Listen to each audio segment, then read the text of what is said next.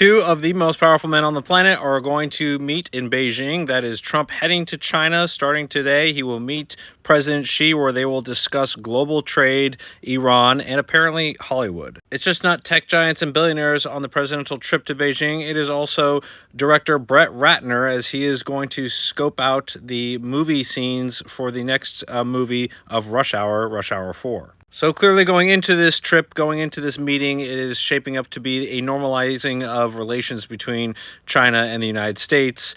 But the outcome is anyone's guess, and many people are pontificating on what those outcomes could potentially be. One of chief interest and concern is, will Trump strike a deal with China to get Iran to open up the Strait of Hormuz without gaining any or all of the U.S. and Israel military objectives? That seems to be a primary concern of Benjamin Netanyahu and the Israeli government, that Trump could strike a deal with China that leaves Israel out of it and leaves the IRGC intact, and so long as the administration gets what they deem a good deal out of this. That said, some things to keep in mind and some things to remember: that pressure is building on all sides. On the Iranian side, pressure is building and overflowing as they are losing oil into the Gulf because they have nowhere else to store it and they refuse to shut down the oil refinery. On top of that, they have water scarcity, food scarcity. They also have lost a substantial number of military capabilities. They have no air force. They have a very tiny, scant Mosquito Navy. Their missile and drone capacity and capability is arguably down around 50% overall. And who knows what has come of their army. You haven't really seen much of them because there is nobody for them to fight. On top of all that, everyone across Iran is suffering financially, from the elite on down to the very poorest individual, as most of their finances have been locked up in international and U.S. sanctions. On top of that, there is global pressure facing the fact that the strait has been closed, and approximately 15 to 16% of the oil and other natural resources like natural gas and fertilizer have been denied the injection into the economy that is so desperately needed, and is reflected in growing inflation. And on the U.S. side, there is also pressure, again, mentioning the inflation, but also the potential outcome going into the summer and into the elections, although that is very strategic and still kind of far away.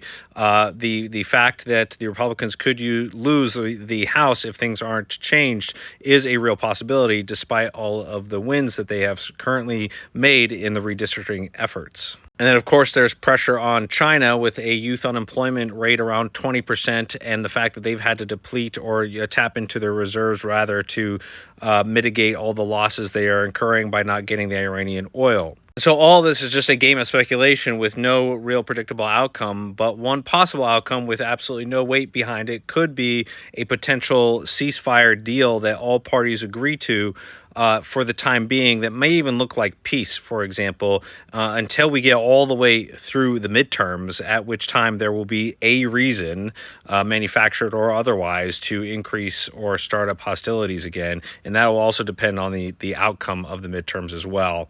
And so that is definitely a strategic long-term possibility that starts from this meeting. One other topic on the table that not too many have talked about is a potential betrayal to Taiwan, in the sense that the U.S. could give a wink and a nod to China to basically take Taiwan, whether it be force or whether it be through other diplomatic pressures, because the U.S. will just be neutral and not do anything about it. And this type of talking point typically comes from those that are never Trumpers or just do not like Trump for whatever reason.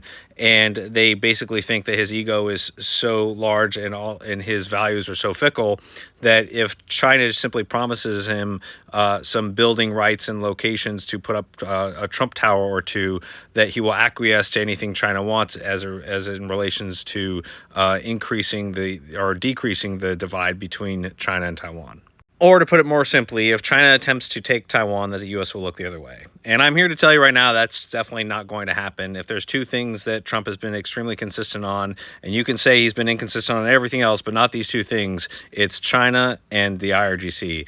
And every action, or nearly every action, major global action that Trump has taken, is to counter China and their effects and influence and position in the world.